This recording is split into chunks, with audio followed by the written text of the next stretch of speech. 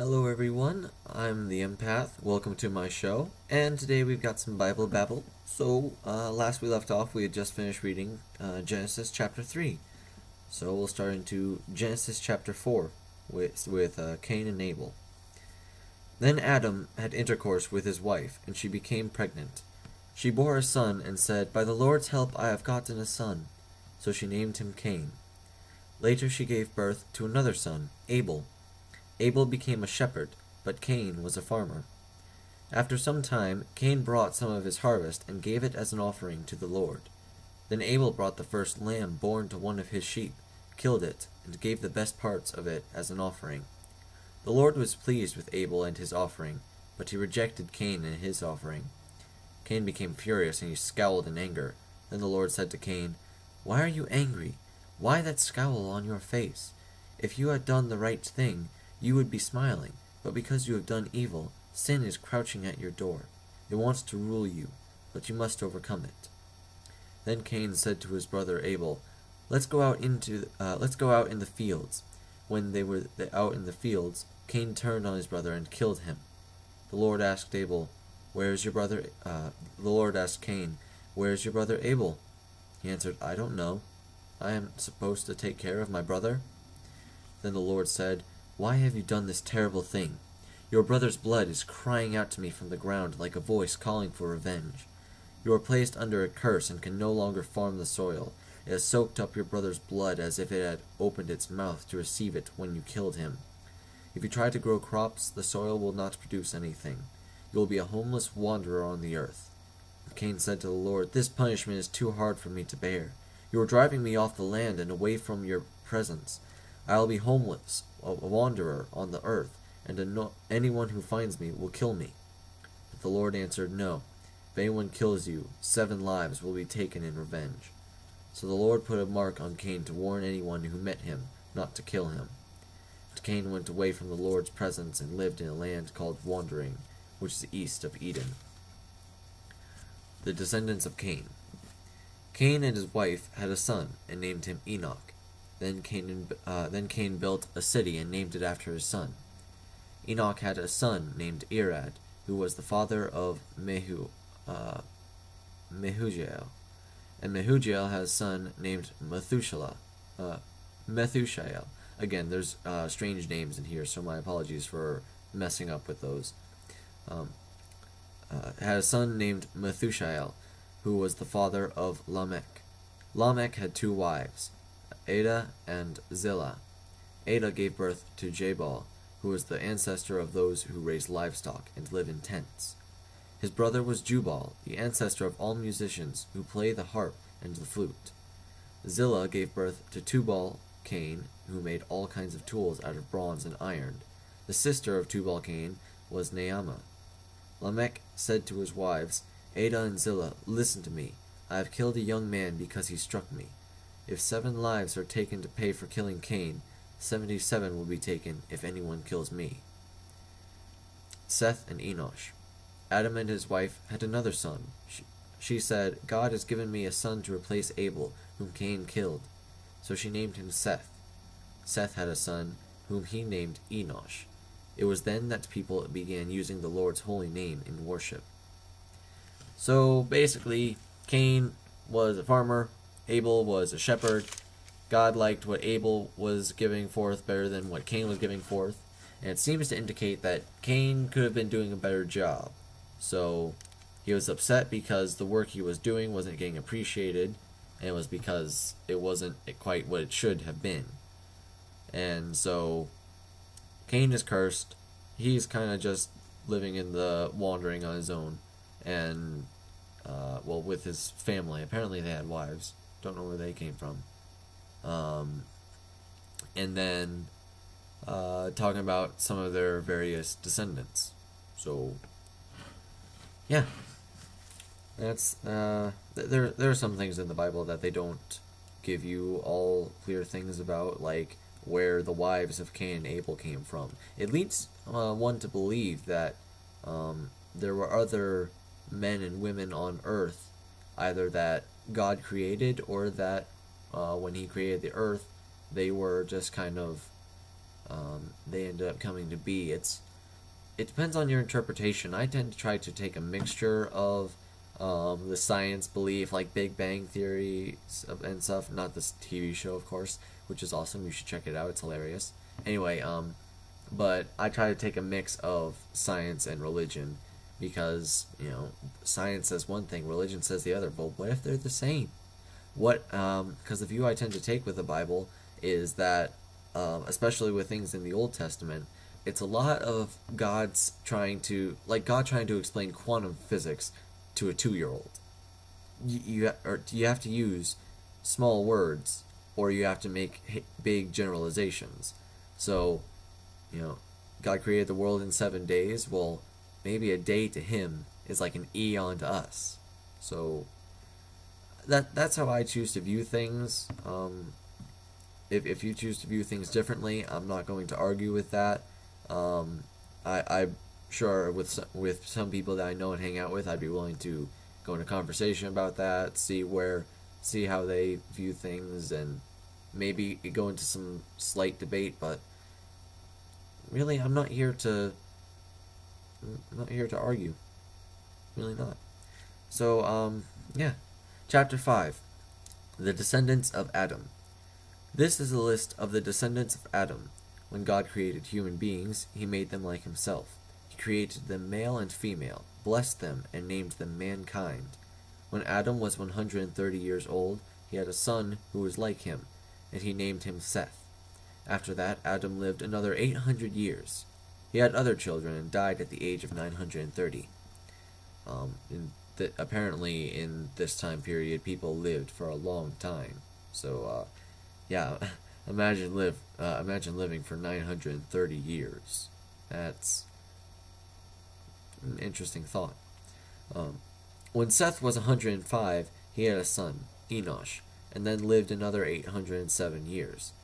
He had other children and died at the age of 912. When Enosh was 90, he had a son, Kenan, and then lived another 815 years. He had other children and died at the age of 905. When Kenan was 70, he had a son, Mahalalel, and then lived another 840 years. He had other children and died at the age of 910. When Mahalalel was 65, he had a son, Jared, and then lived another 830 years. He had other children and died at the age of 895. When Jared was 162, he had a son, Enoch, and then lived another 800 years. He had other children and died at the age of 962. When Enoch was 65, he had a son, Methuselah. After that, Enoch lived in fellowship with God for 300 years and had other children. He lived to be 365 years old. He spent his life in fellowship with God, and then he disappeared, because God took him away. When Methuselah was 187, he had a son, Lamech, and then lived another 782 years. He had other children and died at the age of 969. When Lamech was 182, he had a son and said, "From the very ground on which the Lord put a curse, this child will bring us relief from all our hard work." So he named him Noah. Lamech lived another 595 years. He had other children and died at the age of 777, which is a lottery-winning thing. Just fun fact. After Noah was 500 years old, he had 3 sons, Shem, Ham, and Japheth. Or Japheth. I'll probably go with Japheth. So chapter 5, it's just, like it said, it's going over the descendants of Adam. And sometimes the Old Testament does a lot of this. It says, these are the descendants, it says how old they lived. It's a lot of tedious stuff, and that's because the Old Testament is a lot of setup for what happens in the New Testament, especially Genesis does a lot of setup for the rest of the Bible. So you have to kind of view it like a novel in that, it starts out, there's a lot of setup, and then it starts getting into some of the story stuff. And if you can kind of keep it all in mind, keep it all in your head, then when you get to later chapters, later books in the Bible, then you see, oh, and when they talked about this prophecy, and it's this place named after this person, you see all that stuff, and how it comes together. And you see that, this person was prophesied about in this time period, in this land, which was named after this person in this time period. So it's a lot of crazy stuff like that, a lot of going back and forth. Let me just should create a little bit more lighting on my face. And maybe that improves things, maybe that just makes me look more pale. I don't know, whatever. Actually, I kind of like the other lighting. That's interesting. Sorry, I'm just messing around now. Anyway, and for those of you somewhat familiar with Christianity, well, Noah should sound familiar to you. Chapter 6, The Wickedness of Mankind. When mankind had spread all over the world and girls were being born, some of the supernatural beings saw that these girls were beautiful, so they took the ones they liked. Then the Lord said, I will not allow people to live forever. They are mortal. From now on, they will live no longer than 120 years. In those days, and even later, there were giants on the earth, who were descendants of human women and the supernatural beings. They were the great heroes and famous men of long ago. When the Lord saw how wicked everyone on earth was, and how evil their thoughts were all the time, he was sorry that he had ever made them and put them on the earth. He was so filled with regret that he said, I will wipe out these people I have created, and also the animals and the birds, because I am sorry that I made any of them. But the Lord was pleased with Noah. And then we have Noah. This is the story of Noah. He had 3 sons, Shem, Ham, and Japheth. Noah had no faults and was the only good man of his time. He lived in fellowship with God, but everyone else was in evil in God's sight, and violence had spread everywhere. God looked at the world and saw that it was evil, for the people were all living evil lives. God said to Noah, I have decided to put an end to all mankind. I will destroy them completely, because the world is full of their violent deeds. Build a boat for yourself out of good timber. Make rooms in it and cover it with tar inside and out. Make it 450 feet long, 75 feet wide, and 45 feet high. Make a roof for the boat and leave a space of 18 inches between the roof and the sides. Build it with 3 decks and put a door in the side. I'm going to send a flood on the earth to destroy every living being. Everything on the earth will die, but I will make a covenant with you. Go into the boat with your wife, your sons, and their wives. Take into the boat with you a male and a female of every kind of animal and of every kind of bird, in order to keep them alive. Take along all kinds of food for you and for them. Noah did everything that God commanded.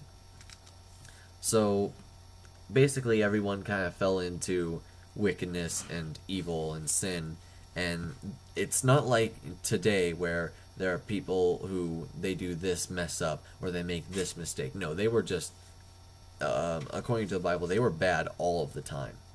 So God was regretful of having made such vile creatures, and so he decided he would wipe them all out, except for Noah and his family, because Noah was a good guy. Noah was essentially perfect in God's eyes. He lived up to the standard that God wanted humans to live up to.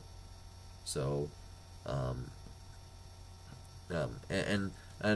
little thing that'll kind of come to towards the end of the next few chapters or so is that this is the only time that God really in the Bible, as far as my reading goes, that God wipes out the majority of mankind and living creatures. And we'll get to that in a little bit. So, chapter 7, the flood. The Lord said to Noah, Go into the boat with your whole family. I have found that you are the only one in all the world who does what is right. Take with you 7 pairs of each kind of ritually clean animal, but only 1 pair of each kind of unclean animal. Take also 7 pairs of each kind of bird. Do this so that every kind of animal and bird will be kept alive to reproduce again on the earth. 7 days from now I am going to send rain that will fall for 40 days and nights, in order to destroy all the living beings that I have made. And Noah did everything that the Lord commanded. Noah was 600 years old when the flood came on the earth. He and his wives and his sons and their wives went into the boat to escape the flood. A male and a female of every kind of animal and bird, whether ritually clean or unclean, went into the boat with Noah, as God had commanded. 7 days later, the flood came. Everything on earth that breathed died. When Noah was 600 years old, on the 7th day of the 2nd month, all the outlets of the vast body of water beneath the earth burst open. All the floodgates of the sky were opened, and rain fell on the earth for 40 days and nights. On that same day, Noah and his wife went into the boat with their 3 sons, Shem, Ham, and Japheth, and their wives.